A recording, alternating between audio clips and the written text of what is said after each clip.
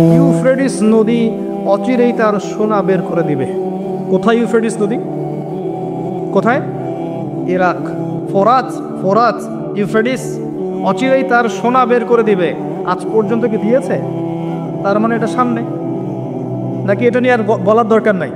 কিছু মানুষের বক্তব্য এমন, এগুলো হাদিসের পাতা আছে, থাক, এগুলো নিয়ে পড়াশোনা করার দরকার নেই। তাহলে এগুলো কি করব? ধুবর পানি খাবো? পানিতে ভিজাবার পানি খাবো? ইউফ্রেটিস তার স্বর্ণের পাহাড় বের করে দিবে। নবী সাল্লাল্লাহু আলাইহি ওয়াসাল্লাম বলছেন, এই সোনাকে কেন্দ্র করে 80টা দেশ একত্রে যুদ্ধ লিপ্ত হবে। কতটা দেশ? 80টা দেশ, 80টা ফ্ল্যাগ, 80টা পতাকা বলেছেন। পতাকা এখন কোথায় দেখতে পারবেন আপনি? 80টা আলাদা আলাদা রাষ্ট্র। নবীজি বলেছেন, এখানে প্রত্যেক 100 জনের মধ্যে, এই যুদ্ধে যারা অংশ নেবে তাদের প্রতি 100 জনের মধ্যে 99 জন মানুষ মারা যাবে। বিশ্ব কি এমন কোন যুদ্ধ এখনো দেখেছে যেখানে 99% মানুষ মারা গেছে? আর আপনাকে এটা বোঝার জন্য পিএইচডি করতে হবে না যে ঢাল তলোয়ারের যুদ্ধ হলে, AK-47 এর যুদ্ধ হলে কখনো কি 99% মানুষ মারা যাবে? নিঃসন্দেহে এমন কোনো অস্ত্র সেখানে থাকতে হবে যেটা পড়লে ম্যাসাকার হয়ে যাবে, যেটাকে আমরা বলি থার্মোনিউক্লিয়ার ওয়েপেন্স অথবা নিউক্লিয়ার ওয়েপেন্স।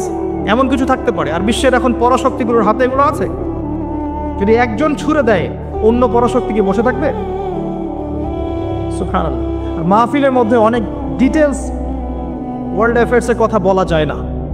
এজন্যে আমি অনেক দিন বলেছি, আমি যতটুকু জানি আমি তার 30-40% কখনো বলতে পারি নাই।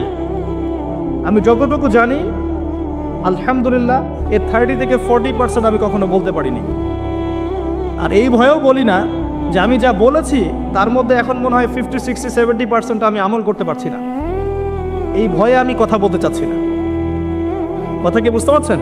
মানুষ সেটাই বলবে যা সে আমল করবে। কঠিন একটা সিচুয়েশন। নবী সাল্লাল্লাহু আলাইহি ওয়াসাল্লাম এরকম একটা ভবিষ্যৎবাণী করে গেছে, বেশি থেকে বেশি মানুষ মারা যাবে। এখানেই 80টা দেশ একত্রিত হয়ে 99% মানুষ মারা যাবে, কমব্যাটেন্ট যারা ওই যুদ্ধে অংশ নেবে। আর একটা কথা, নবীজি মুসলিমদেরকে বলেছেন তারা যেন এই সোনার ধার কাছেও না যায় এবং এই সোনাকে কেন্দ্র করে যুদ্ধে তারা যেন হাত না লাগায়, এদের সাথে জড়িত না হয়। মুসলিম প্রতিটা রাষ্ট্রের এখানে হেদায়েত আছে। মুসলিমরা যেন এদের সাথে যুক্ত না হয়। সিম্পল, মুসলিমরা আলাদা থাকবে, পৃথক। ওরা মারামারি করে মারা যায় জানবে। একটা দেশ অস্ট্রিয়া হাঙ্গেরি, ওখানে রাজপুত্র হাঁটছে, তার স্ত্রী পাশে, হঠাৎ করে গুলি আসলো, তারা ডেড। এখন অস্ট্রিয়া হাঙ্গেরি 14 দিন সময় দিয়েছে, হত্যাকারীকে খুঁজে বের করতে হবে, না পারলে পাশের রাষ্ট্রকে আক্রমণ করবে। পাশের রাষ্ট্রকে তারা আক্রমণ করে দিল। এটা 1914 সালের দিকে ঘটনা, সামার অফ 1914, জুন জুলাই মাসের দিকে ঘটনা, 1914 দিকে ঘটনা। তারপরে কি হলো শোনেন, পাশের রাষ্ট্রকে আক্রমণ করা হলো। পাশের রাষ্ট্রের বন্ধু রাষ্ট্র ছিল রাশিয়া। পাশের রাষ্ট্রটার বন্ধু রাষ্ট্র রাশিয়া। রাশিয়া বলছে আমার বন্ধুকে আঘাত করলে আমি কিন্তু চুপ থাকবো না। কথা বুঝতে পারছেন? এবার অস্ট্রিয়া হাঙ্গেরির বন্ধু হচ্ছে জার্মানি, সে বলছে আমার বন্ধুকে আঘাত করলে আমিও চুপ থাকবো না।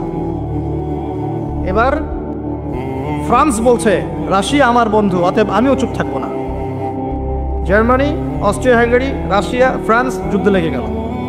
তারপরে যুদ্ধে যোগ দিচ্ছে ব্রিটেন, তারপরে আসছে আমেরিকা, তারপরে মাঝখান থেকে বেলজিয়াম। অনেক ঘটনা, একটা ঘটনাকে কেন্দ্র করে, একটা অনলি ওয়ান। 5-6 বছর যুদ্ধ হলো, যুদ্ধের শেষে দেখা গেল যে 2-4 কোটি মানুষ মরে শেষ। এই আখিরুজ্জামান।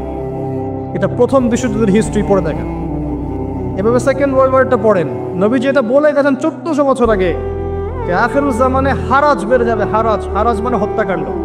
মানুষ মারা যাবে, যে মরবে সেও জানবে না কেন মরলাম, যে মারবে সেও বলতে পারবে না কি জন্য মারলাম। এই হবে অবস্থা।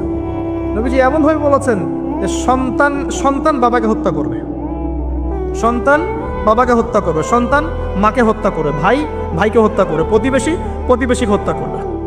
বিনা অপরাধে মানুষকে মেরে ফেলা হবে। এখন কোন সাইনের অপেক্ষা করছে? কিসের অপেক্ষা করছে?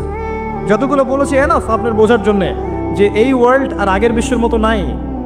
এখানে ডে বাই ডে আখিরুজ্জামানের সাইনগুলো উন্মোচিত হচ্ছে এবং যত দিন যাবে এগুলো আরো বাড়বে, কমবে না। করণীয় কি আসলে? এগুলো আলোচনা করার কারণ কি? হাত গুটিয়ে বসে থাকা, নাকি হতাশ হয়ে যাওয়া যে না পৃথিবীর সামনে সময় নাই, আমি চুপচাপ বসে থাকি, এমন কি বিষয়টা? সাহাবায়ে কেরাম রাদিয়াল্লাহু আনহুম কিয়ামতের সাইনগুলো নিয়ে কথা বলতেন কেন? হতাশ হয়ে? একটা বিখ্যাত হাদিস আছে, বিখ্যাত হাদিস, যে নবী সাল্লাল্লাহু আলাইহি ওয়াসাল্লাম মসজিদ নববীর পাশ দিয়ে যাচ্ছেন, সাহাবীরা বসে আছেন এবং তারা আপোষে ডিসকাস করছেন, কি বিষয় নিয়ে কথা বলছেন। নবী জিজ্ঞাসা করলেন সাল্লাল্লাহু আলাইহি ওয়াসাল্লাম, তোমরা কি নিয়ে কথা বলছো? তোমরা কি নিয়ে কথা বলছো?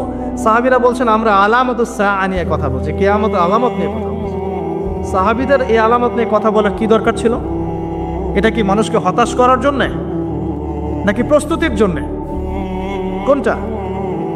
যদি আপনাকে কেউ জানিয়ে দেয়, মনে করেন যে আল্লাহ আপনাকে জানিয়ে দিয়েছেন, কথার কথা বলছি যে আপনি আর 10 বছর বাঁচবেন, কথার কথা, আপনি কি হেলায় খেলায় আর দিন পার করতে পারবেন?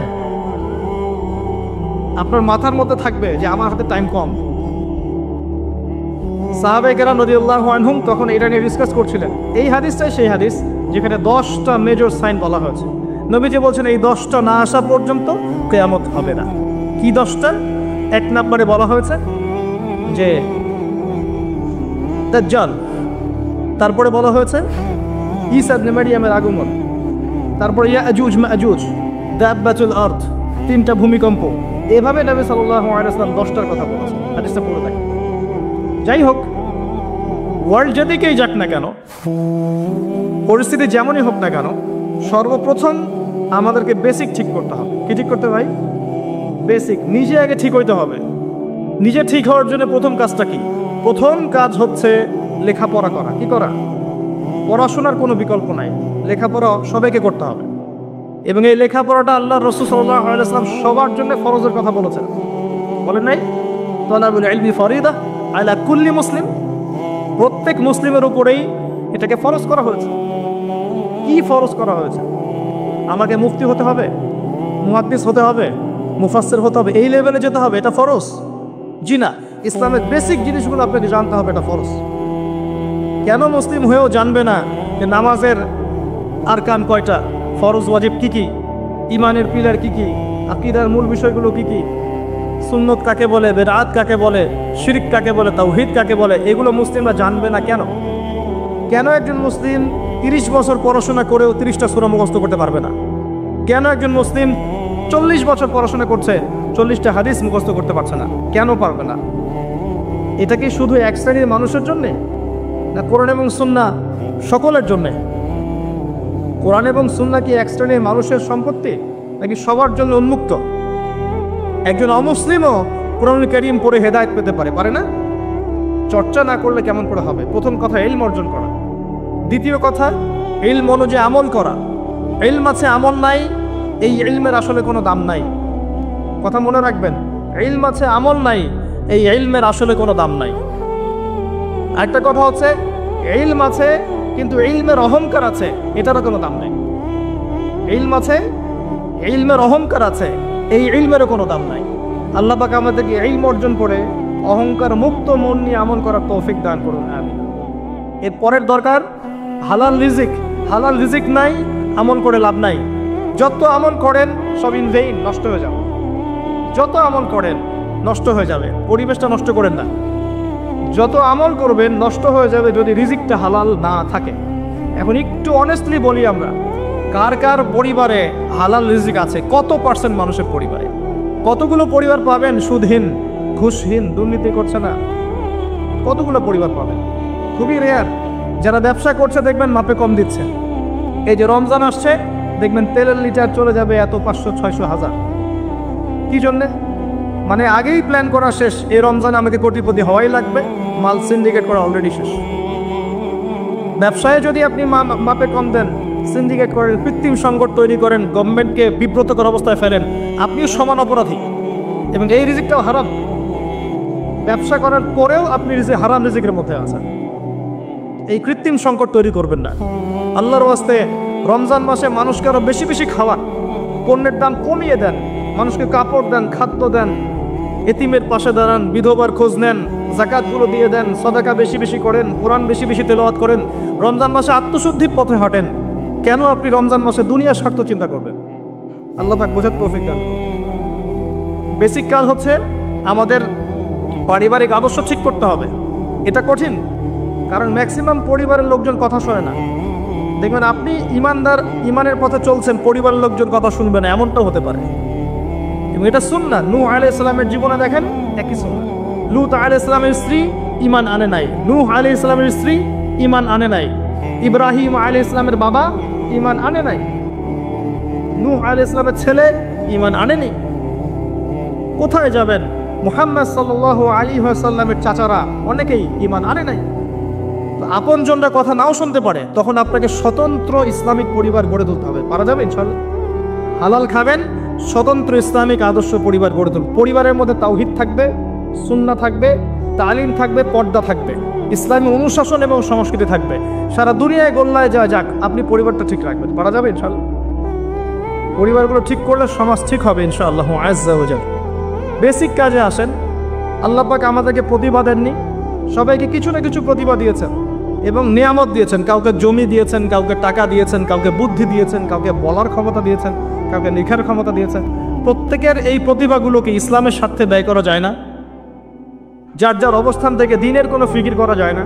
একটা মসজিদ করেন না, একটা মাদ্রাসা করেন, একটা ভালো স্কুল করেন, একটা ভালো বিশ্ববিদ্যালয় করেন, কলেজ করেন, একটা ইকোনমিক কোনো প্রজেক্ট করেন, কিছু একটা করেন, এতিম প্রজেক্ট করেন, মেয়েদের নিয়ে কোনো প্রজেক্ট করেন, মেয়েদেরকে সেলাই মেশিন দেওয়ার মতো কোনো প্রজেক্ট করেন, বিধবাদের খোঁজ নেন, কিছু একটা করেন, মানবতার কল্যাণে কিছু করেন, যাতে করে ইসলামের সৌন্দর্যতা সবার সামনে প্রস্ফুটিত হয়। পারা যায় না? অল্প অল্প কাজগুলোতে ইসলামের কল্যাণ হয় না? এগুলো একসাথে হলে দিনের খেদমত হবে না? এই দিন এক শ্রেণীর মানুষের সম্পত্তি নয়, আমাদের সবার মহব্বতের জায়গা দিন। আমরা যদি সবাই সবার জায়গা থেকে কাজ করি, ইনশাল্লাহ দেখবেন দেশ এগিয়ে যাবে, জাতি আগাবে, গভর্নমেন্টের জন্য ভালো, উম্মার জন্য ভালো, সবার জন্য ভালো হবে ইনশাআল্লাহ তাআলা। আর যত বেশি আমরা কোরআন এবং সুন্নাহ থেকে দূরে সরে যাব, তত বেশি নৈতিক জায়গা থেকে আমরা সরে আসব, নৈতিকতার অবক্ষয় হবে। আপনি দেখবেন সমাজে ম্যাসাকার অবস্থা সৃষ্টি হবে, সমাজে বেনামাজি লোকের সংখ্যা বাড়বে, সুদখোরের সংখ্যা বাড়বে, ধর্ষক বাড়বে, চোর বাড়বে, ডাকাত বাড়বে, ছিনতাইকারী বাড়বে, জুয়াখোর বাড়বে, লুচ্চা মানুষ বাড়বে, ডে বাই ডে বাড়তে থাকবে। তখন সমাজের কাঠামো আপনি ঠিক করতে পারবেন না, তখন প্রশাসনিক চাপ দিয়ে কিন্তু এদেরকে আপনি সঠিক লাইনে আনতে পারবেন না। কারণ মেরে আর পিটিয়ে কয়টা মানুষকে লাইনে আনা যায় যদি আত্মার ভিতরে পরিবর্তন না আনা যায়? আত্মিক পরিবর্তন কে দিবে ইসলাম ছাড়া? আত্মার পরিবর্তন কে দিবে কোরআন এবং সুন্নাহ ছাড়া? এগুলোর মধ্য দিয়ে মানুষের আত্মাটাকে পরিবর্তন করা সম্ভব। ইনশাল্লাহ দেখবেন সমস্যাগুলো সলভ হয়ে যাবে। যদি আমরা এই দায়িত্ব পালন করতে না পারি, যদি আমরা এই দায়িত্ব পালন করতে ব্যর্থ হই, আল্লাহ পাকের একটা সুন্নাহ আছে, সুন্নাহটা হচ্ছে নাসুল্লাহ ফানাসিয়াহুম। তারা আল্লাহকে ভুলে গিয়েছিল, আল্লাহ তাদেরকে ভুলে যাবেন। এটা আবাবিল পাখি পাঠানোর যুগ নয়, এটা আবরাহার যুগ নয় যে আসমান থেকে পাথর বর্ষণ করে জুলুমের এগেনস্টে প্রতিবাদ করা হবে, এমনটা নয় এখন। এটা কোন যুগ? এটা এই যুগ। ইন তানসুরুল্লাহ ইয়ানসুরকুম, তোমরা আল্লাহর দ্বীনকে সাহায্য করো, আল্লাহ তোমাদেরকে সাহায্য করবে ইনশাআল্লাহ। ওয়া ইউসাব্বিত আকদামাকুম, আল্লাহ তোমাদের পাকে দৃঢ় রাখবেন ইনশাআল্লাহ। এটা সেই যুগ। কোন যুগ? ইন্নাল্লাহা লা ইউগাইয়িরু মা বিকওমিন হাত্তা ইউগাইয়িরু মা বিআনফুসিহিম। আল্লাহ পাক কোনো কওমের অবস্থা ততক্ষণ পরিবর্তন করেন না যতক্ষণ নিজেরা নিজেদের অবস্থা পরিবর্তনের চেষ্টা না করে। আলাইকুম আনফুসাকুম, নিজের নফসের খবর নেন, নিজের আত্মশুদ্ধির খবর নেন, নিজের আমলনামা হিসাব করেন। আল্লাহর ওয়াস্তে আমার নসিহাতটা শোনেন, আল্লাহর ওয়াস্তে এই রমজানটাকে কাজে লাগান, আল্লাহর ওয়াস্তে এই রমজানটাকে কাজে লাগান। রমজানে নিজের গুনাহগুলোকে মাফ করিয়ে নেন। নবী সাল্লাল্লাহু আলাইহি ওয়াসাল্লাম বলেছেন, ওই দ্বিতীয় সিঁড়িতে সেই ব্যক্তি ধ্বংস হোক যে রমজান মাসকে পেয়েছে কিন্তু নিজের গুনাহ মাফ করাতে পারল না। রমজানের আগেই নিজের আমলনামা সাজিয়ে নেন, কবিরা গুনাহ কি কি করেছেন হিসাব করে বের করেন, কার কার হক নষ্ট করেছেন খাতায় লিখেন, সবগুলোকে ফেরত দেন রমজান মাসে। রমজান মাসে আল্লাহর কাছে কান্নাকাটি করে সমস্ত কবিরা গুনার ক্ষমা নিয়ে নেন। কে জানে আগামী রমজানে পৃথিবীতে আমরা কেউ বেঁচেও না থাকতে পারি, কে জানে? কে গ্যারান্টি দিবে আপনাকে? আজকে থেকে 2 বছর আগে ওই ইউক্রেনও ভেবেছিল যে আমরা ভালো থাকবো, কিন্তু আল্লাহ পাকের পরিকল্পনা ভিন্ন। এখন যারা মনে করছে আমরা খুব ভালো আছি, দেখবেন আগামী দিনগুলো তোরাও ভালো থাকবে না ইনশাআল্লাহ তাআলা। যতদিন যাবে এগুলো বাড়তে থাকবে। রমজানকে কাজে লাগান প্রিয় ভাইয়ারা। রমজানে আল্লাহর ওয়াস্তে প্রত্যেক দিন 1 পারা করে কোরআন পড়েন, প্রত্যেক মাস পুরো মাসে 1 বার কোরআন খতম করেন, তারাবির নামাজ পড়েন জামায়াতের সাথে, 5 ওয়াক্ত নামাজ পড়েন, বেশি বেশি দান সাদাকা করেন, বেশি বেশি ইফতার করেন, মানুষকে বেশি থেকে বেশি ইফতার করান, কাপড় দেন, খাবার দেন। ওই যে হোটেলগুলো আছে রমজান মাসে খোলা থাকে, পর্দা টাঙানো থাকে, এগুলো এই সংস্কৃতি, পর্দা সংস্কৃতি বাদ দেন। যে জায়গায় পর্দা আনতে হয় সেই জায়গায় নিয়ে আসেন, যেখানে পর্দা দেওয়া লাগে না সেখানে দিয়েন না। পর্দা কোথায় লাগে? পর্দা লাগে নারীর গায়ে, আর আপনি পর্দা ঝুলিয়েছেন হোটেলের মধ্যে যাতে মানুষ গিয়ে খাবার খেতে পারে। এগুলো বয়কট করেন, এগুলোর দরকার নাই। রমজান মাসে বেশি বেশি বাজারে যায়েন না, মাসের বাজার আগে করে ফেলেন, রমজানটাকে কাজে লাগান, সময়টাকে কাজে লাগান। যদি সম্ভব হয় এই মাসে কোরআনটা পুরোটাকে একটু পুরো অর্থসহ পড়ার চেষ্টা করেন। আল্লাহর ওয়াস্তে রাসূল সাল্লাল্লাহু আলাইহি ওয়াসাল্লামের সুন্নাহগুলোর উপর আমল করেন, রমজানটা কাজে লাগান। নবীজি বলেছেন সাল্লাল্লাহু আলাইহি ওয়াসাল্লাম, সেই ব্যক্তি ধ্বংস হোক, লিসেন, সেই ব্যক্তি ধ্বংস হোক যে রমজান মাসকে পেয়েছে কিন্তু তাকে পেয়েও নিজের গুনাহগুলোকে মাফ করতে পারে নাই। আরেকটা কথা যেটা বলতে চাচ্ছিলাম, নবীজি বলেছেন সাল্লাল্লাহু আলাইহি ওয়াসাল্লাম, যার সামনে আমার নাম উচ্চারিত হয়েছে কিন্তু আমার নাম শুনেও সে সাল্লাল্লাহু আলাইহি ওয়াসাল্লাম দরুদ পড়ে নাই, সে ব্যক্তিও ধ্বংস হয়ে যাক। নবীজি বলেছেন আমিন। অতএব আলোচনা অনেক লম্বা করলে লম্বা হতে থাকবে, কিন্তু মৌলিক কথাগুলো বলতে বেশি সময় লাগে না। সুদীর্ঘ সময়ে সুরেল আওয়াজ করে, জিকিরের নামে ডিজে জিকির করে, মানুষকে হাসি খুশিতে রং তামাশা করে মাহফিলের সময় নষ্ট করার কোনো মানে হয় না। এক একটা মাহফিল এক একটা দিনের আমানত, এক একজনের বক্তা এখানে আমানত নিয়ে বসেছে। আমানতের খেয়ানত করলে আল্লাহ পাক তাদেরকে ধরবেন ইনশাআল্লাহ। এক একটা মাহফিল এক একটা নেয়ামত। এত বেশি মাহফিল অন্য কোনো দেশে হয় বলে আমাদের জানা নাই, কিন্তু আমরা মাহফিলের বিষয়গুলোকে নষ্ট করে ফেলছি। এটাকে আমরা সিন্ডিকেট বানাচ্ছি, প্রফেশনাল ভাবে নিচ্ছি, এখানে দুনিয়ার স্বার্থকে আমরা জড়িয়ে ফেলেছি। আল্লাহ পাক আমাদেরকে বোঝার তৌফিক দান করুন। এখানে অনেকেই দেখা যায় অনলি ফর আইওয়াস শোডাউনের জন্য আসে, অনলি ফর জাস্ট একবার দেখার জন্য, চিড়িয়াখানার প্রাণীর মতো সেলফি তোলার জন্য, ভিডিও করার জন্য, ইউটিউবিংয়ের জন্য, ডলার কামাই করার জন্য। কি দরকার আছে? প্রয়োজন নাই। লৌকিকতা ছেড়ে দেন, আল্লাহর জন্য, আল্লাহ দিনের জন্য কাজ করেন। আমি অনেক দিন বলেছি, দেখেন বহু মানুষ খ্রিস্টান হচ্ছে, বহু মানুষ কাদিয়ানি হচ্ছে, বহু মানুষ শিয়া হচ্ছে। আপনি কি অনলাইনে জানতে পারেন? পারেন না, কারণ তারা এত শোড আউট করে না। আমরা মনে হয় এক ওয়াক্ত নামাজ পড়লে 10টা ছবি দিয়ে দিই যে আমি আজকে এক ওয়াক্ত নামাজ পড়েছি। এত লৌকিকতা কেন? কি দরকার? এগুলো করতে গেলে ইসলামিক যে ব্যক্তিত্বরা আছে, লৌকিকতা করতে গেলে এবং তাদেরকে নিয়ে বাড়াবাড়ি করতে গেলে মনের মধ্যে রিয়া আসে এবং অহংকার আসতে পারে। এতটুকুই যথেষ্ট ওই মানুষকে ধ্বংস করার জন্য। নবীজি বলেছেন, অন্ধকার রাত্রে কালো পাথরের উপরে কালো পিঁপড়া হেঁটে গেলে যেমন দেখা যায় না, বোঝা যায় না, রিয়া এবং অহংকার এরকম জিনিস সূক্ষ্ম, এগুলো মানুষের মনে আসে, মানুষ বুঝতে পারে না। অতএব লৌকিকতা করবেন না, বেসিক কাজগুলো করেন। আমার কথা যদি একটু হার্শ মনে হয় আল্লাহর ওয়াস্তে ক্ষমা করবেন, কিন্তু বাস্তবতা এরকম। এগুলো বাস্তবতা ইসলাম সেই স্বর্ণযুগে নাই। এখন আমরা একদম বেসিক একটা জায়গায় আছি। এখন ওমর রাদিয়াল্লাহু আনহুর যুগ নয়, আবু বকর সিদ্দিক, উসমান, আলীর যুগ নয়, এমনকি এখন উমাইয়া আব্বাসীয় খেলাফত নয়, উসমানীয় খেলাফত নয়। এখন আমরা এমন একটা জেনারেশনে বাস করছি যে সারা ওয়ার্ল্ডের নেতৃত্ব দিচ্ছে ইসলামের দুশমনরা। এখানে আপনি যদি বেসিক ঠিক না করতে পারেন, 20 তলার স্বপ্ন দেখে লাভ নাই। যদি আমরা বেসিক ঠিক না করতে পারি, নিজেরা ভালো না হই, প্রত্যেকটা বেসিক কাজ ঠিকঠাক মতো করতে না পারি, আমাদের বাচ্চাদেরকে ঠিক মতো মানুষ করতে না পারি, পারিবারিক আদর্শ সুন্দর না করি, কোরআনওয়ালা না হই, সুন্নাওয়ালা না হই, তাসকিয়া না অর্জন করি, আলেম ওলামার সহবতে না যাই, আত্মশুদ্ধি না অর্জন করি, সময়গুলোকে কাজে না লাগাই, আল্লাহর কসম করে বলছি, আল্লাহ পাক কি করবেন জানেন? আল্লাহ পাক এটা করবেন, ওয়া ইন তাতাওয়াল্লাউ ইয়াস্তাবদিল কওমান গায়রাকুম। তোমরা মুসলিমরা যদি মুখ ফিরিয়ে নাও, দায়িত্ব পালন না করো, তাহলে আল্লাহ পাক তোমাদেরকে সরিয়ে দিয়ে নতুন কওমকে নিয়ে আসবেন। সুম্মা লা ইয়াকুনু আমসালাকুম, তারা তোমাদের মতো অপদার্থ হবে না।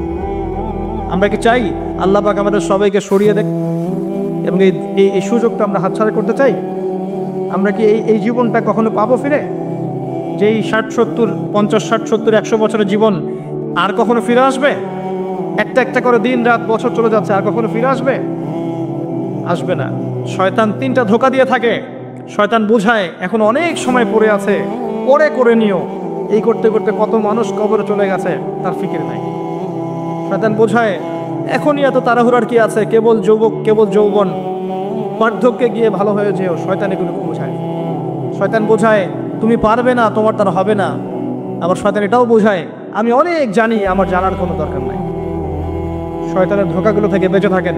আল্লাহর ওয়াস্তে আল্লাহর নাজিলকৃত কোরআন এবং সুন্নাহকে আঁকড়ে ধরে। এগুলো শেষ জামানার সাইন।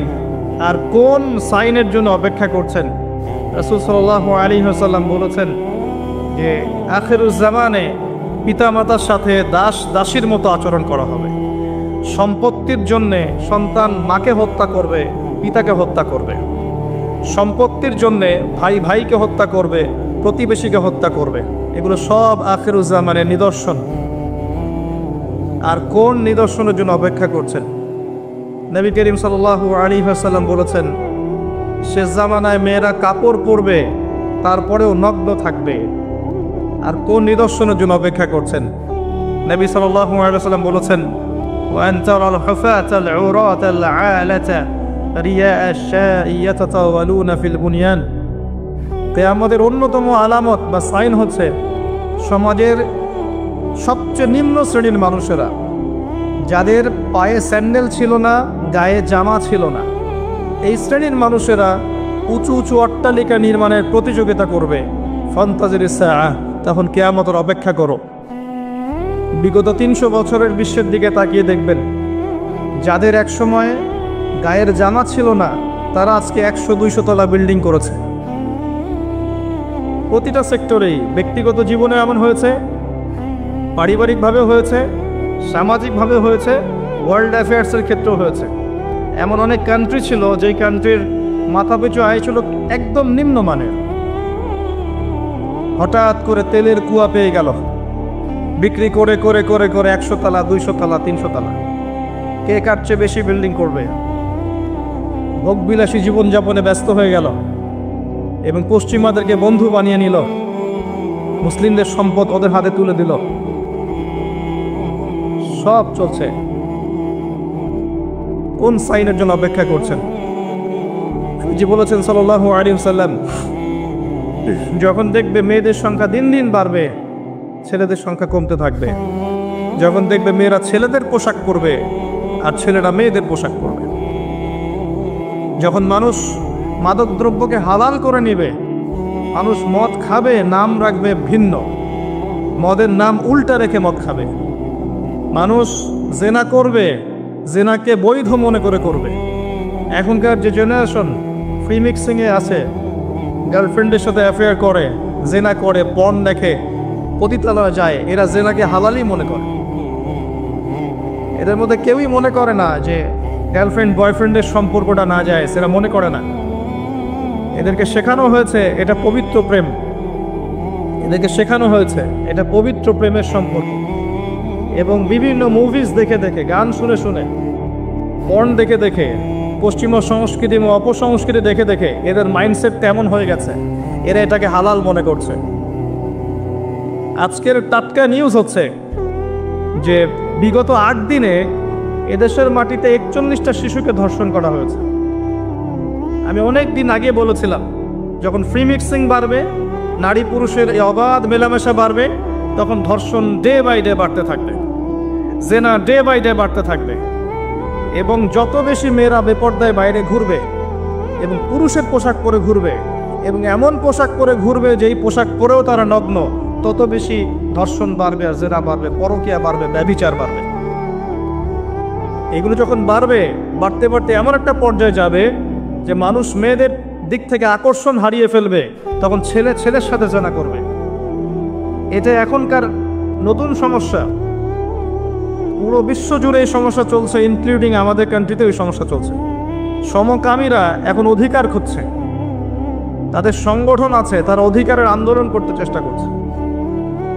বিশ্বের মিডিয়াগুলো বুঝাচ্ছে মানুষকে যে এটা হচ্ছে মানুষের ব্যক্তি স্বাধীনতা, বাক স্বাধীনতা। একজন মানুষ চাইলেই একটা ছেলেকেও বিয়ে করতে পারে, চাইলে মেয়েকেও বিয়ে করতে পারে। বলে নাউযুবিল্লাহ। এদের পরিণতি কি হবে সেটাও শুনে রাখেন। একটা সম্প্রদায় ছিল বিশ্বের বুকে, ইতিহাস কোরআনে আছে, ইতিহাস হিস্ট্রি ডিপার্টমেন্টে নাই। প্রকৃত ইতিহাস আল কোরআনে আছে, যেই ইতিহাস 100% সত্য, এখানে মিথ্যার লেশ মাত্র নাই। কোরআনের পাতায় পাতায় বিচরণ করেন, একটা সম্প্রদায় পাবেন, কওমে লূত। লূত আলাইহিস সালামের কওম, সাদুম গোত্র, সাদুম। এখনকার জর্ডান, এই জর্ডানের পাশে একটা সাগর আছে, ডেড সি বা মৃত সাগর। এই সাগরের পাশে এদের কলোনি ছিল। এখানে আল্লাহ রাব্বুল আলামিন লূত আলাইহিস সালামকে নবী হিসেবে পাঠান। লূত আলাইহিস সালাম তাদেরকে দাওয়াত দেন, তাদেরকে বোঝান তোমরা এমন একটা পাপ করছো যেই পাপ বিশ্বে কখনো কেউ করে নাই। তোমরা মহিলাদের সঙ্গপাত দিয়ে ছেলেদের কাছে যাচ্ছ। তিনি এত বড় মনের নবী ছিলেন, যিনি এমনভাবে বলেছেন যে যদি তোমাদের বিয়ে করতে হয়, প্রয়োজনে আমার মেয়েদেরকে বিয়ে করে নাও। হাউলাইল বানাত ইন কুনতুম ফাইলিন, তোমাদের যদি বিয়ে করতে চাও আমার মেয়েকে বিয়ে করে নাও, তাও পাপ কাজে যেও না। কত বড় মনের নবী হলে কথা বলতে পারেন। উম্মাকে বোঝাচ্ছেন তোমরা সমকামিতায় যেও না, পবিত্র সম্পর্কে থাকো, প্রয়োজনে আমার মেয়েকে বিয়ে করো। চিন্তা করতে পারেন। তার কাছে জিবরাইল আলাইহিস সালাম এবং মিকাইল আলাইহিস সালামকে পাঠানো হলো শিশু, মানে যুবক, ইয়াং যুবকের বেশে, এবং তার কম বাসায় এসেছে। এসে জিবরাইল এবং মিকাইল আলাইহিস সালামকে অফার করছে। কথা কি বুঝতে পারছেন? লূত আলাইহিস সালাম বলছেন মেহমানদের সামনে আমাকে ছোট করো না, মেহমানদের সামনে আমাকে অপমান করো না, অপদস্থ করো না। তখন এই কম বলছে লূত তুমি খুব ভালো করেই জানো আমরা কি উদ্দেশ্যে এখানে এসেছি। তখন লূত আলাইহিস সালাম বলছেন আলাইসা মিনকুম রাজুলুন রশিদ, তোমাদের মধ্যে কি একটা ভালো মানুষ আর বাকি নাই? এরপরে আল্লাহ রাব্বুল আলামিন জিবরাইল এবং মিকাইল আলাইহিস সালামের মাধ্যমে এই পুরো কওমটাকে, জমিনটাকে মাটি থেকে তুলে আকাশে নিয়ে গিয়ে, মহাকাশে নিয়ে গিয়ে পাথর বর্ষণ করে সবগুলোকে থেতলা করে একদম উল্টায় দিলেন জর্ডানের উপরে। ওই জায়গাটা একটা সাগর হয়ে গেছে এখন, তার নাম ডেড সি, মৃত সাগর। যেই সাগরে আপনি ডুববেন না, আপনি লাফ দিলে ওই সাগরে ডুববেন না। ওখানে কোনো প্রাণী জন্ম নেয় না, কোনো প্রাণের অস্তিত্ব নাই সেখানে। এমনভাবে আল্লাহ জায়গাটাকে অভিশপ্ত করে দিলেন। এই হচ্ছে কওমে লূতের শাস্তি। আখিরুজ্জামানেও যেই দেশ বা যেই সমাজ বা যেই ব্যক্তি যে পরিবারিক কাজগুলোতে সম্পৃক্ত থাকবে সমকামিতায়, তাদের সেম পরিণত হবে, এটা দেখে নিন। এর কোনো ডাউট নাই, এটা হবেই। আর শেষ জামানায় যারা সুদের মধ্য দিয়ে আল্লাহ এবং তার রাসূলের সাথে যুদ্ধ করছে, তাদের একই পরিণত হবে। এটা সময়ের অপেক্ষা মাত্র। এখন আপনি আর কোন সাইনের জন্য অপেক্ষা করছেন? যখন সমকামিতা দিন দিন বাড়তে থাকবে, এর সাথে আরেকটা সমস্যা বাড়বে, সেটা হচ্ছে চাইল্ড অ্যাবিউজিং বা শিশুদেরকে ধর্ষণ করা। ডে বাই ডে বিগত 8 দিনে এখানেই 42 জন শিশুকে ধর্ষণ করা হয়েছে, রিপোর্ট, সেকুলার মিডিয়া রিপোর্ট। আমাদের মেয়ে সন্তানদেরকে কার কোলে তুলে দিচ্ছেন? আপনার বাচ্চা সেফ না। কি পরিমাণ মানসিকতা নিচু হয়ে গেছে আমাদের, খেয়াল করে দেখেন। বিয়েকে কঠিন করে দেওয়া হয়েছে, জেনাকে উন্মুক্ত করে দেওয়া হয়েছে, ফ্রি মিক্সিংটাকে উন্মুক্ত করে দেওয়া হয়েছে, এবং এটাকে আমরা অ্যাপ্রিসিয়েট করছি, উৎসাহিত করছি। প্রত্যেক ঘরে ঘরে ছেলে মেয়েরা এখন ফ্রি মিক্সিংয়ের বয়ফ্রেন্ড গার্লফ্রেন্ড সম্পর্কে জেনায় লিপ্ত হচ্ছে, বই এক্সচেঞ্জ করছে, নোট এক্সচেঞ্জ করছে, একসাথে পড়াশোনা করছে, কফি খাচ্ছে, ঘুরছে ফিরছে, ডেটিং করছে, এক পর্যায়ে বেডে গিয়ে সেক্সুয়াল সম্পর্ক করছে, এবং এটাকে আমরা বলছি পবিত্র প্রেম। নাউযুবিল্লাহ। এবং এটি স্কুল লাইফ থেকে শুরু হয়ে কলেজ, বিশ্ববিদ্যালয়, চাকরি ক্ষেত্র, ব্যবসা ক্ষেত্র, প্রতিটা সেক্টরে ছড়িয়ে পড়েছে। ইভেন দেখা যায় পলিটিক্যাল মিছিলের মধ্যেও মেয়ের সামনে পিছনে ছেলেরা। প্রতিটা সেক্টরে ফ্রি মিক্সিং, এভাবে কাঠামো নষ্ট করে দেওয়া হয়েছে। এর উপরে আবার আছে পর্নোগ্রাফি, যার মধ্য দিয়ে যুব সমাজকে পশু বানিয়ে ফেলা হয়েছে। যে মানুষ পর্ন আসক্ত, সে কখনো একটা মেয়ের দিকে সম্মানের চোখে তাকাতে পারে না। তার কাছে মনে হয় মেয়ে হচ্ছে একটা গোশতের টুকরা, একে ভক্ষণ করতে হবে, ভোগ করতে হবে, এতটুকুই। আমরা যখন আমাদের মায়ের দিকে তাকাই, আমরা কি এরকম ভোগের দৃষ্টিতে তাকাই? আমার বোনের দিকে যখন তাকাই, তাকে কি ভোগের দৃষ্টিতে তাকাই? ইভেন আপনার হালাল বিয়ে করে স্ত্রী, তার দিকে যখন আপনি তাকান, একটা ভালোবাসা প্রেম নিয়ে তাকান, এটা কি ভোগের মতো, পশুত্বের দৃষ্টি? কিন্তু একটা ধর্ষক যখন একটা ভিকটিমের দিকে তাকায়, তার দৃষ্টিটা হচ্ছে একটা পশুত্বের দৃষ্টি। এই দুইটা দৃষ্টির পার্থক্য আমরা বুঝতে পারছি না। যখন পর্ন আসক্ত হয়ে যাবে পুরো জেনারেশন, তখন ভিতর থেকে তারা পশু হয়ে যাবে, সুযোগ পেলেই ধর্ষণ করবে। যখন সে একটা মেয়েকে একা পাবে, সুযোগ পেলেই সে সুযোগ হাতছাড়া করবে না। যখন বাচ্চাদেরকে একা পাবে, তাকেও ধর্ষণ করে ফেলবে। দিন দিন বাচ্চাদের ধর্ষণ বাড়ছে। এবং যারা ধর্ষণ করছে এদেরকে আমরা প্রকাশ্যে এনে ফাঁসি দিতে পারছি না। ইসলামের এটাই বিধান ছিল, এদেরকে প্রকাশ্যে জনসমক্ষে ফাঁসি দেওয়া, যাতে আরো 10টা মানুষ এখান থেকে শিক্ষা নিতে পারে। আমরা করতে পারছি না। এখানে আইনের দুর্বলতা আছে, তার ফলশ্রুতিতে দেখা যায় মানুষ পার পেয়ে যাচ্ছে এবং ডে বাই ডে ধর্ষণ বাড়ছে। আপনি কি মনে করছেন আপনার ঘরের মা বোন সেফ? আমার ঘরের মা বোন সেফ? আমার ঘরের কন্যা সন্তান সেফ? আমরা পৃথিবী থেকে চলে যাওয়ার পরে আগামী 10, 20, 30 বছর পর কোন বিশ্বরা ফেস করবে আল্লাহ ভালো জানে। কারো কোনো ফিকির আছে? আমরা পড়ে আছি ছোটখাটো বিষয়ে ইখতিলাফ নিয়ে, কে কাকে গালি দিব, কে কাকে গীবত করব, কার তহমত দিব, কে কোথায় হাত বাঁধবো, আমিন জোরে বলবো না আস্তে বলবো, মৌলিক সমস্যাগুলো নিয়ে মানুষের মাথা ব্যথা কমে গেছে। এবং আপোষে অভ্যন্তরীণ ইখতিলাফ বিভক্তি করতে করতে আমরা মুসলিম উম্মাকে কেটে আজকে টুকরা টুকরা করে ফেলেছি। না আছে কোনো ইউনিটি, না আছে কোনো ঐক্য, না কোনো ইমারা, না কোনো জামা। আমরা বিভক্ত জীবনযাপন করছি আর সমস্যাগুলো বাড়তেই আছে। কে সলিউশন দিবে? গভর্নমেন্টের একার পক্ষে কি সলিউশন দেওয়া সম্ভব?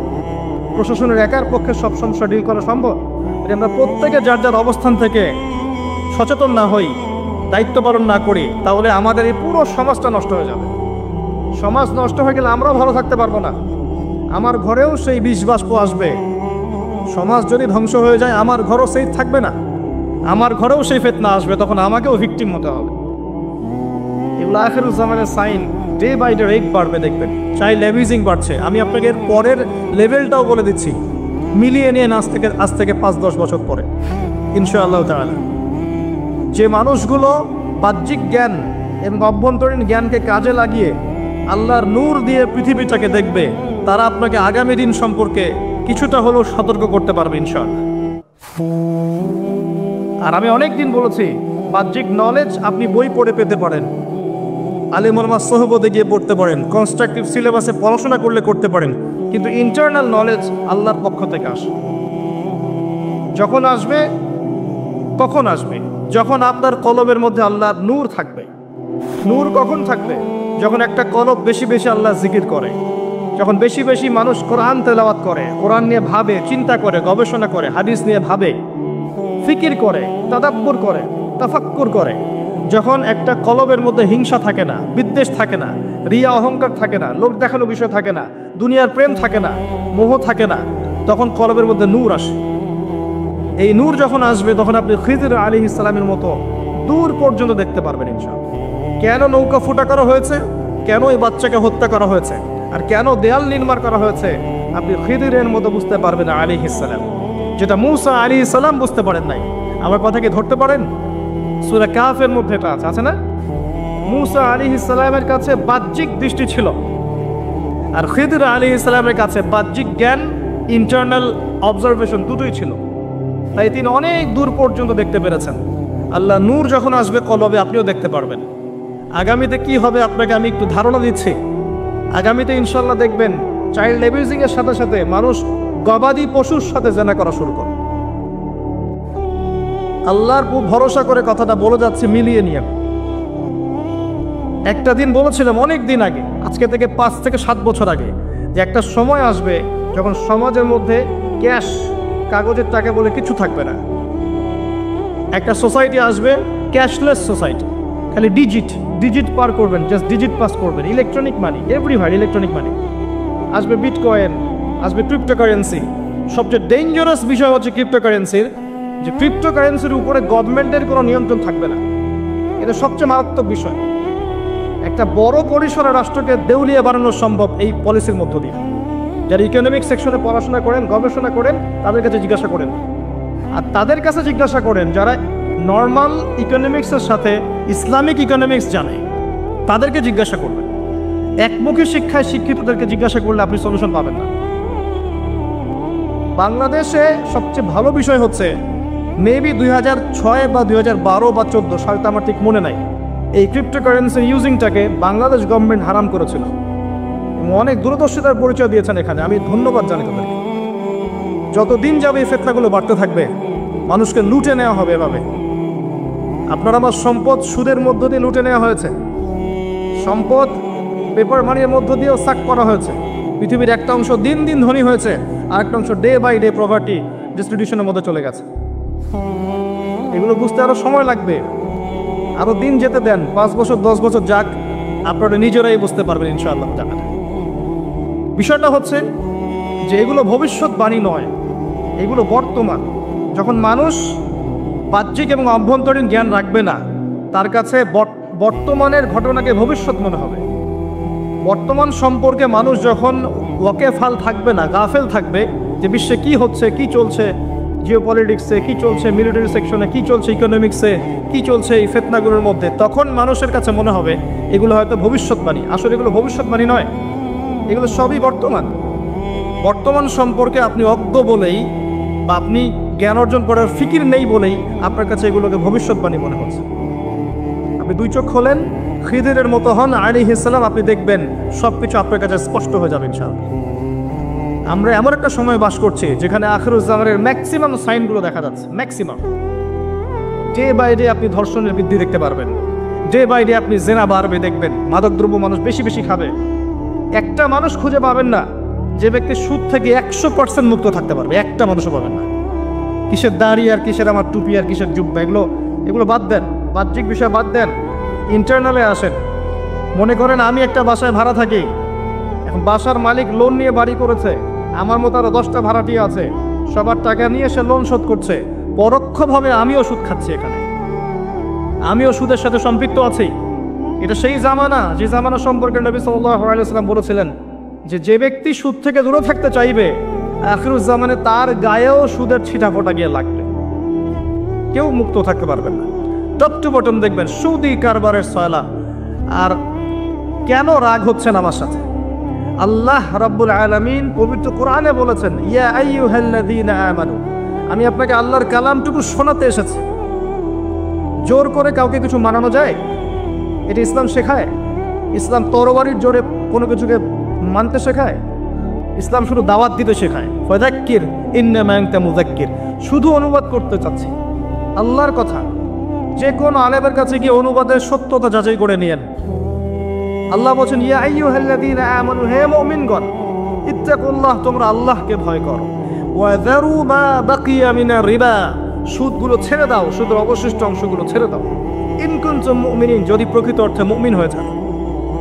উদাহরণটা দেওয়া হয়েছে হাদিসে এভাবে যে ফিতনাগুলো এত ভয়াবহ হবে যে অন্ধকার রাত্রে কালো পাথরের উপরে কালো পিঁপড়া হেঁটে গেলে যেমন হয়, রাত অন্ধকার, পাথরটাও কালো, পিঁপড়াটাও কালো, সে নীরবে হেঁটে যাচ্ছে, একে দেখা যাবে? বোঝা যাবে? একে দেখতে হলে বুঝতে হলে কি লাগবে? কি লাগবে বলেন? সহজ উত্তর না? আলো হলেই তো দেখা যাবে। এই আলোটা আসবে কোত্থেকে? মানুষ দিতে পারবে? এই নূর দেবে কে? সূরা নূর একটা সূরা আছে না, আল্লাহর নাম আছে না নূর। সূরা তাহরিম একটা দোয়া আছে, রব্বানা আতমিম লানা নূরানা ওয়াগফির লানা ইন্নাকা আলা কুল্লি শাইইন কাদির। নূর আল্লাহ যাকে দিবেন, যে পরিশ্রম করবে, পড়াশোনা করবে, আল্লাহর কাছে চাইবে, আমল করবে, আল্লাহ তাকে নূর দিবেন ইনশাআল্লাহ। তখন দেখবেন সে মাশাআল্লাহ অনেক বিষয়ে উন্নত হচ্ছে, বেটার বুঝতে পারছে। কোরআন হাদিস হাতে থাকার পরেও যদি আমরা নূর না পাই তাহলে ব্যর্থতা কার? এখন কোরআন সুন্নাহ হাতে থাকার পর নূর না পাওয়ার কারণ কি শোনেন? প্রথম কয়েকটা কারণ হচ্ছে আমরা বেশি বেশি মৃত্যুর ফিকির করছি না। বেশি বেশি মৌতের ফিকির করলে নূর আসে কলবে। বেশি বেশি ফরজ নামাজের পাশাপাশি নফল নামাজ পড়লে নূর আসে কলবে। বেশি বেশি দান সাদাকা করলে নূর আসবে ইনশাআল্লাহ। বেশি থেকে বেশি পরকারের চিন্তা করা, আল্লাহর সামনে দাঁড়াতে হবে, তখন হৃদয়টা নরম হবে, নূর আসবে ইনশাআল্লাহ। বেশি বেশি আপনি আল্লাহ জিকির করতে থাকেন, সারাটা দিন আল্লাহ জিকিরের উপর থাকেন, দেখবেন হৃদয়ের মধ্যে একটা প্রশান্তি, একটা নূর আসবে ইনশাআল্লাহ। এগুলোর পাশাপাশি আবার মন থেকে হিংসা, বিদ্বেষ, গীবত, তহমত, জিনা, খারাপ কিছুর প্রতি আসক্তি, জেনা, ব্যভিচার, পরকিয়া, তারপরে আপনার অহংকার, রিয়া, দুনিয়ার ভোগ বিলাস, এই যে বস্তুবাদী আকীদা, দুনিয়ার এটা পেতে হবে, ওটা পেতে হবে, দুনিয়াকে পাওয়ার যে একটা কঠিন চাওয়া, এই জিনিসগুলো যদি দূর করতে পারেন আস্তে আস্তে, তখন দেখবেন মনটা নরম হচ্ছে, আল্লাহর নূর এখানে আসবে ইনশাআল্লাহ। নূর রাখতে হলে একটা পাত্র লাগবে না? একটা পাত্র দরকার আছে না, কলঙ্ক থাকে পাত্র, একটা পরিষ্কার না হলে যে নূর আসবে? আগে তো পরিষ্কার করতে হবে। কিভাবে পরিষ্কার করবেন? যে কাজগুলোর কথা বললাম, সালাত, সাদাকা, কোরআন তেলাওয়াত, জিকির, আজকার, তাসবিহ, তাহলিল, আল্লাহর জন্য কান্নাকাটি করা, তাহাজ্জুদে দাঁড়িয়ে আল্লাহর জন্য কান্নাকাটি করা, চোখের পানি ছেড়ে দেওয়া, আল্লাহকে দোয়া করতে থাকে, তখন দেখবেন যে আল্লাহর এই যে আপনার কলব এটা পরিষ্কার পালিশ হচ্ছে। একই সাথে যখন যে হিংসা, গীবত, তহমত, রিয়া, অহংকার ত্যাগ করতে পারবেন, তখন দেখবেন যে নূরটা আসবে। সব যখন আসবে আপনি নিজেই বুঝতে পারবেন যে আপনার কাছে নূর আছে, অন্যের কাছে এটা নাই। সবাইকে আল্লাহ এটা দেন না। একটা মূলনীতি বলে দেয় এটা পাওয়ার, সূরা নূর পড়েন বাসায় গিয়ে সূরা নূর পড়েন। ওখানে দেখবেন আল্লাহ যে কাজগুলো করতে বলেছে সূরা নূরের মধ্যে, ওই কাজগুলো করলে নূর পাওয়া যাবে। সহজ। কোরআনের প্রতিটা সূরায় এক একটা চূড়া, সূরা মানে কিন্তু চূড়া, উঁচু স্থান। একটা পাহাড়ের চূড়ায় উঠলে অনেক দূর পর্যন্ত দেখা যায় না, কোরআনে এক একটা সূরার উপরে উঠলে ওই বিষয়টা আপনি বুঝতে পারবেন। কথা বুঝতে পারছেন? সূরা কাহাফের চূড়ায় ওঠেন, আপনি বুঝতে পারবেন দাজ্জাল ও ফিতনাগুলো কি কি, এখান থেকে বাঁচতে হবে কিভাবে। ঠিক আছে? সূরা নিসা এর চূড়ায় ওঠেন, দেখবেন নারীদের আসলে অধিকার কোথায় আছে। এক একটা সূরা এক একটা চূড়া। সূরা নূরের উপরে ওঠেন, উঠলে আপনি দেখবেন কোন কোন কাজ করলে কি কি কাজ করলে আর কি কি কাজ না করলে আমি নূর পাবো। তো প্রিয় ভাইরা, এই যুগটা অন্য যুগের থেকে ডিফারেন্ট, আলাদা, ফিতনাময়, এবং প্রচুর কিয়ামতের সাইন্স এখন দেখা যায়। এগুলো থেকে বাঁচতে হলে, ফিতনা বুঝতে হলে আগে আপনাকে নূর অর্জন করতে হবে, জ্ঞান অর্জন করতে হবে, পড়াশোনা করতে হবে, আমল করতে হবে, পরিবার করতে হবে, আপনার হালাল খেতে হবে, পরবর্তী প্রজন্মকে পড়তে হবে, আল্লাহর জন্য মেহনত করতে হবে, আল্লাহর দিন প্রচার করার চেষ্টা করতে হবে, এবং ছোট ছোট উদ্যোগ নিতে হবে। আপনার যতটুকু সামর্থ্য আছে, অর্থ দিয়ে হোক, কথা দিয়ে হোক, কাজ দিয়ে হোক, লিখনে দিয়ে হোক, দিনের পিছনে মেহনত করতে হবে, এবং সবাইকে ভাই মনে করে ঐক্যবদ্ধ করার চেষ্টা করতে হবে। তখন দেখবেন যে ইনশাআল্লাহ দিনের কোনো উপকার করছে। এক রাত্রির মাহফিল দিয়ে দিন কায়েম হয়ে যাবে না, সবেন না। তবে হ্যাঁ, একটা মাহফিলের একটা বয়ান যদি কবুল হয় আল্লাহর কাছে, ওই বয়ানের ওসিলায় দিনের অনেক উপকার হতে পারে না? এগুলো দিনের মাধ্যম। তো শুধু একটা দিকে ফোকাস না করে দিনের সমস্ত বিষয়গুলোকে এগিয়ে নিতে হবে। এর নাম হচ্ছে দিনের জন্য ফিকির করা, দিন নিয়ে এগিয়ে যাওয়া। পাবো ইনশাআল্লাহ। এবার আসেন যে আল্লাহ রাব্বুল আলামিন প্রত্যেক যুগে যুগে নবী পাঠিয়েছেন না? সর্বপ্রথম নবী আদম আলাইহিস সালাম, তাকে আল্লাহ পাক জ্ঞান শিক্ষা দিয়েছেন না? আদম আলাইহিস সালাম নিজে জ্ঞান জানতেন আগে থেকে, এটা আল্লাহ শিক্ষা দিয়েছেন। তার মানে আমাদেরকে আল্লাহ জ্ঞান শিখিয়েছেন। আল্লামাল ইনসান মা লাম ইয়ালাম, মানুষকে সেই জ্ঞান শিক্ষা দিয়েছে যা মানুষ জানতো না। আল্লাহ পাক একটা পরীক্ষা দিয়েছেন না, এই গাছের কাছে যাবে না। ওই একটা পরীক্ষা যেমন আমাদের দুনিয়ার জীবনেও কিন্তু আল্লাহ আমাদের পরীক্ষা নিচ্ছে, তাই না? পরীক্ষা দিচ্ছি কিন্তু আমরা। ওই পরীক্ষায় ইবলিস প্রতারিত করে ফেলেছে আদম এবং আমাদের মা হাওয়া আলাইহিস সালামকে। আল্লাহ পাক দুনিয়াতে নামিয়ে দিয়েছেন না? এই দুনিয়াতে নামিয়ে দেওয়ার পর আল্লাহ একটা কথা বলেছেন, এই কথাটা শুনে। দুনিয়াতে নামানোর পরে আল্লাহ পাক বলেছেন যে ফাকুলনা ইহবিতু মিনহা জামিআ, তোমরা সবাই দুনিয়ায় নেমে যাও। আমি বললাম কুম মিন্নি হুদান, দুনিয়াতে যাচ্ছ যাও, কিন্তু দুনিয়াতে আমার পক্ষ থেকে, মানে আমি আল্লাহ আমার পক্ষ থেকে তোমাদের কাছে হেদায়েত আসবে। কি আসবে? হেদায়েত আসবে। ফামান তাবিআ হুদায়া, যারা আমার হেদায়েত মেনে চলবে, ফালা খাউফুন আলাইহিম ওয়ালা হুম ইয়াহজানুন, তাদের কোনো ভয় নাই, কোনো দুশ্চিন্তা নাই। সুবহানাল্লাহ, সুবহানাল্লাহ। দুনিয়াতে যাও, আমি আল্লাহ একা ছেড়ে দিচ্ছি না তোমাদেরকে। দুনিয়ার জীবনটা পরীক্ষা, লিনাবলুয়াকুম আইয়ুকুম আহসানু আমালা, কিন্তু তোমাদের কাছে আমার পক্ষ থেকে হেদায়েত আসবে। প্রত্যেক যুগে যুগে দেখবেন আল্লাহর পক্ষ থেকে হেদায়েত এসেছে। আসমানি কিতাব আসে নাই, নবী রাসূল আসেন নাই, মানুষের সত্য মিথ্যা ন্যায় অন্যায় বোঝার নাই, ভালো মন্দ বোঝার নাই, তারপর তারা চলে গেল। এই সুন্নত চলছে। যদি তোমরা আমার হেদায়েত মেনে চলো, কোনো ভয় নাই, কোনো দুশ্চিন্তা নাই, তোমরা আবার জান্নাতে ফিরে আসবে ইনশাআল্লাহ। কিন্তু ওয়াল্লাযীনা কাফারু ওয়া কাযযাবু বিআয়াতিনা, কিন্তু যারা আমার আয়াতগুলোকে মিথ্যা প্রতিপন্ন করবে, অস্বীকার করবে, কুফরি করবে, ফাউলাইকা আসহাবুন নার, তারা হবে জাহান্নামের অধিবাসী। হুম ফিহা খালিদুন, তারা সেখানে চিরস্থায়ী হবে। ওয়াকুদুহান নাসু ওয়াল হিজারা, মানুষ আর পাথর হবে ও ইন্ধন। ওই যে বললাম যারানা লিজাহান্নামে কাসীরাম মিনাল জিন্নি ওয়াল ইনস, প্রচুর জিনের মানুষকে দিয়ে জাহান্নাম পূর্ণ করবে। ইবলিসকে আল্লাহ বলেছেন যে তোকে অভিশপ্ত করলাম, যে তোর অনুসরণ করবে তোকে এবং তাকে সবাইকে দিয়ে জাহান্নাম পূর্ণ করে দিবা। এই যে দুইটা কথা মেনে চললে ভয় নাই, দুশ্চিন্তা নাই, জান্নাতে ফিরে আসবে। মানবে না, চিরস্থায়ী জাহান্নামে রেখে দিব। আল্লাহর কোনো পরোয়া আছে? পৃথিবীর প্রত্যেকটা মানুষকে যদি আল্লাহ পাক জাহান্নামে দিয়ে দেন, আল্লাহর কিছু যায় আসে? সব মানুষকে যদি আল্লাহ পাক জান্নাতে দেন, আল্লাহর কিছু যায় আসে? পৃথিবীর সমস্ত মানুষ একত্রিত হয়ে, মানে আমরা এখন দুনিয়াতে যত মানুষ আছি, যত মানুষ চলে গেছে আর যত মানুষ আসবে, সবাই মিলে যদি আল্লাহ সেজদায় পড়ে যায়, আল্লাহর কি ক্ষমতা বেড়ে যাবে? না, আল্লাহ যা ছিল তাই থাকবে, যা ছিল তাই থাকবে। আর সমস্ত মানুষ আর জিন আর মাখলুক মিলে যদি আল্লাহকে অস্বীকার করে, আল্লাহর কিছু যায় আসে? মনে করেন আপনার কাছে কয়েকশো কোটি বস্তা পয়সা আছে, মনে করেন কয়েকশো কোটি বস্তা পয়সা, ছোট ছোট ছোট পয়সা। একটা পয়সা আপনার জন্য নিয়ে গেছে, গায়ে লাগবে? লাগবে? হ্যাঁ। পুরো মহাবিশ্বে এরকম কোটি কোটি মিলিয়ন বিলিয়ন গ্রহ নক্ষত্র আছে, তার মধ্যে একটা ছোট্ট গ্রহের নাম পৃথিবী। এখানে এত কিছু হচ্ছে, চিন্তা করতে পারে? পুরো মহাবিশ্বে কোটি কোটি কোটি কোটি গ্রহ আছে, গ্যালাক্সিস আছে, সৌরজগৎ আছে। একটা সৌরজগৎ না, কোটি কোটি সৌরজগৎ আছে। এক একটা সৌরজগতে এরকম শত শত গ্রহ ঘুরছে। তার মধ্যে একটা সৌরজগতে 7টা আকাশ, তার একটা আকাশের একটা সৌরজগতের একটা ছোট্ট গ্রহে আপনি আমি থাকি। ওই গ্রহটাকে ধরে একদম ব্লাস্ট করে ফেলান, ধ্বংস করে ফেলান, আল্লাহর কিছু যায় আসবে? আল্লাহর শানের কোনো কিছু কমে যাবে?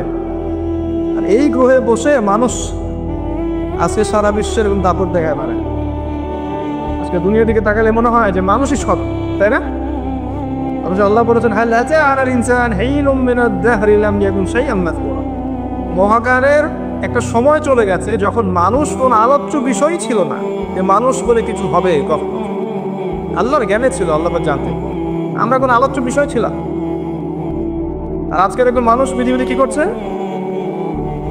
তাজআলু ফিহা মান ইউফসিদু ফিহা ওয়া ইয়াসফিকু দিমা, আপনি কি এমন কাউকে সৃষ্টি করছেন পৃথিবীতে যে পৃথিবী থেকে এখানে হত্যা করবে, রক্তপাত ঘটাবে আর ফাসাদ সৃষ্টি করবে? পৃথিবী থেকে তাকান, এখানে পুরো পৃথিবীতে ফিতনা আর ফাসাদ সৃষ্টি করেছে মানুষ, অন্য কোনো প্রাণী করে নাই। আর পুরো পৃথিবীর জন্য যে হত্যাকাণ্ডগুলো হচ্ছে, ঘটাচ্ছে মানুষ। একটা সভ্যতা, এই যে পশ্চিমারাই বিগত 100 বছরে আমার মনে হয় কয়েক কোটি মানুষকে পৃথিবীতে হত্যা করেছে, ওরাই একাই। একটা সভ্যতা পৃথিবীকে শাসন করতে দিয়ে বিগত 100 বছরে কয়েক কোটি মানুষকে মনে হত্যা করে ফেলেছে। তো মানুষ এত তুচ্ছ, দুনিয়ার জীবনটা এতই তুচ্ছ। এই দুনিয়ার জীবনে আল্লাহ আপনাকে দিয়েছেন একটা শৈশব, একটা কৈশোর, একটা যৌবন, একটা পার্থক্য। সব মিলিয়ে আপনার হায়াত হবে অ্যাপ্রক্সিমেটলি 100 বছর। কারো 40, কারো 50, কারো আরও কম, কারো আরও বেশি, প্লাস মাইনাস 100 বছর গড়ায়ু। এরপরে আপনি পৃথিবীতে থাকবেন না, মানুষ আপনার কবরের পাশ দিয়ে হেঁটে যাবে। বাস্তবতা বোঝেন, বাস্তবতাকে স্বীকার করতে শেখেন যে আমরা এখানে যারা বসে আছি, আমরা কেউ থাকবো না। আমরা এখানে যারা বসে আছি আজকের মাহফিলে, হয়তো আগামী বছর আমরা থাকবো না, হতে পারে না? বা আমাদের মতো অনেকেই থাকবে না, হতে পারে না? এই নির্মম সত্যটাকে মেনে নিতে হবে। এই নির্মম সত্যটা আগে মানতে শিখতে হবে যে আল্লাহ আমাকে চিরস্থায়ী জীবন দেননি পৃথিবীতে। আল্লাহ সংক্ষিপ্ত জীবন দিয়েছেন আমাকে, আর এই জীবনটা আমার কর্মফল পাওয়ার জীবন নয়, এটা কাজ করার পরীক্ষার হল। এটা আমার, এখানে আমি ফলাফল পাবো না, রেজাল্ট পাবো না, রেজাল্ট পাবো আমি পরকালে। এটা আমার কর্মজগৎ, তাই না? কি কর্মজগতে এসে যদি আমরা মনে করি এটা আমার চিরস্থায়ী জীবন, এর জন্য এই যে 5তলা 10তলা বাড়ি, ব্যাংক ব্যালেন্স, টাকা পয়সা, জুলুম অত্যাচার, যেমনে হোক এমনে দুনিয়া চাই আর চাই, তার তুমি থাকার না থাক, দুনিয়া চাই আর চাই, এই যদি হয় আমাদের মানসিকতা, ওই নূর কলবে জীবনে আসবে না। আমি তুলে যেতে পারছি ভাই, এই দুনিয়ার জীবনটাকে দুনিয়ার মতো মজা নিচ্ছি। এই জীবনের কিরকম আদর্শ হবে? ইন্না সলাতি ওয়া নুসুকি ওয়া মাহইয়ায়া ওয়া মামাতি লিল্লাহি রাব্বিল আলামিন। এই দুনিয়ার জীবনে আমার সালাত, আমার কুরবানি, আমার স্যাক্রিফাইস, আমার জীবন, আমার মৃত্যু সবকিছু কার জন্য? আল্লাহর জন্য। এই জীবনটাতে আল্লাহ পাক আমাদেরকে কেন সৃষ্টি করেছেন? সূরা যারিয়াতের 56 নম্বর আয়াত করে দেখো, ওয়া মা খালাকতুল জিন্না ওয়াল ইনসা ইল্লা লিয়াবুদুন। এই জিন মানুষকে আমি শুধু আমার ইবাদত করার জন্য সৃষ্টি করেছি। আর আমরা এখন মনে করছি ইবাদতটা ফোর্থ সাবজেক্ট, দুনিয়া আমার আগের সাবজেক্ট, তাই না? প্রত্যেকে দেখেন, বাড়ির পরিবারের কর্তা, আপনার মেয়ে, আপনার স্ত্রী, আপনার ছেলে মেয়ে, সবার দেখবেন দুনিয়াটা আগে, দিন পরে। আর যারা দিনদার, আমরা দিনদার মনে করি নিজেদেরকে, তাদেরকেও দেখবেন দিনের যে অংশটা মুখরোচক বা আমল করলে কোনো সমস্যা নাই, কেউ কিছু বলবে না, ভালো মন্দ বলবে না, সুন্দর আমল করতে থাকে। আর যেগুলো আমল করলে, যেগুলো বললে, যেগুলো মানে মানুষকে প্রচার করার চেষ্টা করলে পরিবার, সমাজ সব দিক থেকে বাধা বিপত্তি আসবে, সাইলেন্টলি এগুলোকে অ্যাভয়েড করতে থাকে। দেখবেন নামাজ 5 ওয়াক্ত করছে মাশাআল্লাহ, ইবাদতের জীবনে পাক্কা মুসল্লি, আবার দেখবেন অর্থনৈতিক জীবনে পাক্কা সুদ করা।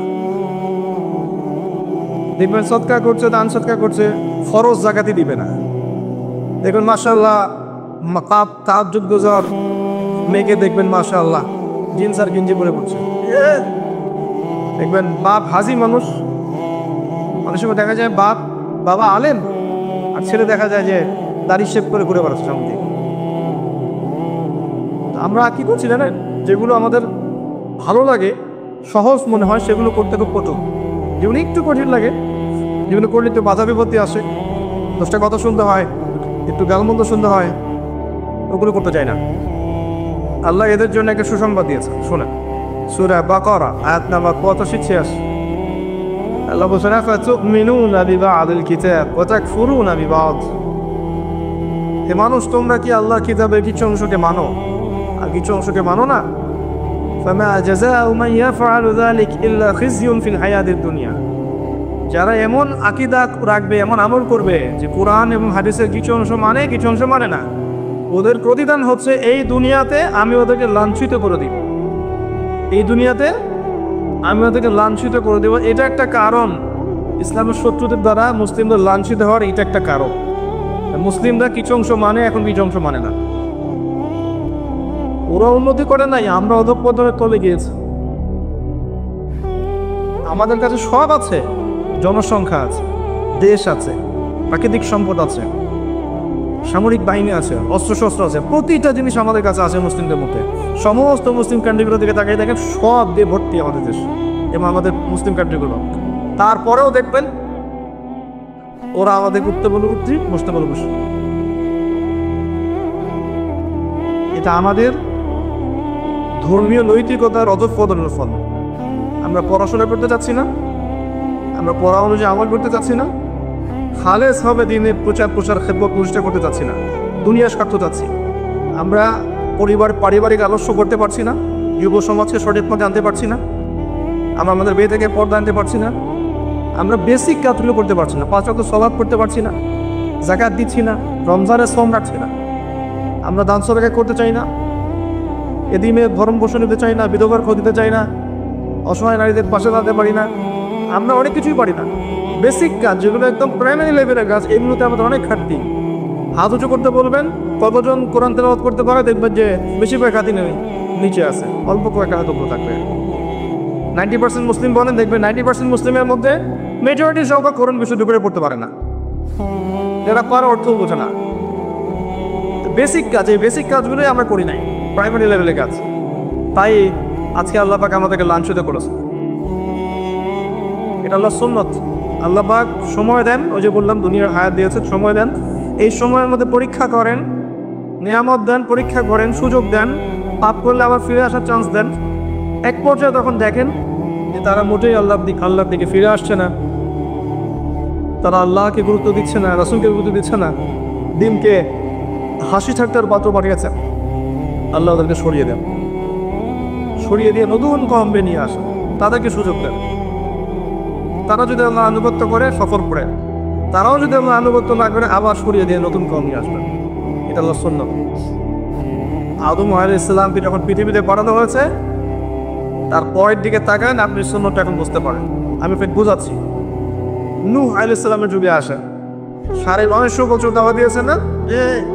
950 বছর দাওয়াত দেওয়ার পর যে অল্প কিছু মানুষ ইসলাম কবুল করেছে, আল্লাহ পাক এই মানুষগুলোকে নাজাত দিয়েছেন না? আর বাকি যে বিশাল সংখ্যক মানুষ ইসলাম কবুল করে নাই, সবগুলোকে আল্লাহ পাক ডুবিয়ে মেরে দিয়েছে, মারেন নাই? এটা আল্লাহর সুন্নাত। দুনিয়ার জীবন দিয়েছি, সুযোগ দিয়েছি, নিয়ামত দিয়েছি, হায়াত দিয়েছি, হেদায়েতের বাণী পৌঁছে দিয়েছি, মানলে মানো, সময় আছে, সময় শেষ হয়ে গেলে তোমাকে সরিয়ে দিব। একটু পরিবর্তন হবে না এই সুন্নাত, কিয়ামত পর্যন্ত এই সুন্নাত পরিবর্তন হবে না। বুদ্ধিমান ব্যক্তি ওই সময়টা কাজে লাগাবে, তাই না? বুদ্ধিমান ব্যক্তি ওই সময়টা কাজে লাগবে। পরের যুগে যান, এই যে আদ জাতির কথা শুনেছেন? আদ জাতি অনেক লম্বা লম্বা মানুষ ছিল তারা বলতো মানাসাদ্দু মিন্না কুওয়া, আমাদের চেয়ে শক্তিশালী আর কি আছে? আল্লাহ পাক তাদের কাছে নবী পাঠিয়েছেন হুদ আলাইহিস সালাম। সূরা হুদ পড়ে দেখেন, তিনি হেদায়েতের বাণী শুনিয়েছেন, মানুষকে আল্লাহর দিকে ডেকেছেন, যেমনটা এখনকার আলেম উলামারা করে আগেকার নবীরা করেছেন। মানুষ শুনলো না। যে মানুষগুলো শুনলো, আল্লাহ পাক তাদেরকে উদ্ধার করলেন। আর যে মানুষগুলো শুনলো না, আল্লাহ পাক ঝড় দিয়ে পুরো উড়িয়ে দিয়েছেন তাদেরকে। একই সুন্নাত, পরিবর্তন পাচ্ছেন? পরিবর্তন নাই। তারপরে যুগে দেন সামুদ, আজ জাতিরই ভাই সামুদ, ওরাও বড় বড় ছিল, পাহাড় কেটে বাড়ি নির্মাণ করতো, অনেক সভ্যতার উন্নত সভ্যতা ছিল। আমরা তো এখন মনে করি যে এই সায়েন্স এবং টেকনোলজির যুগটা সবচেয়ে উন্নত, তাই না? আল্লাহ বলছে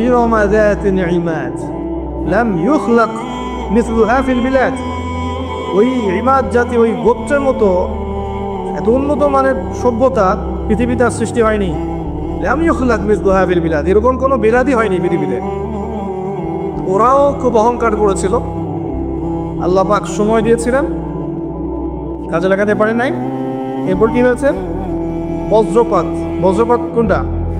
বিজলি যেটা বলেন আপনারা, এই বজ্রপাত দিয়ে আল্লাহ পাক ধ্বংস করেছে। তারপর চলো ওই যে লুতের কওম, তাদের নবীর নাম লুত আলাইহিস সালাম, ইব্রাহিম আলাইহিস সালামের ভাতিজা লুত আলাইহিস সালাম।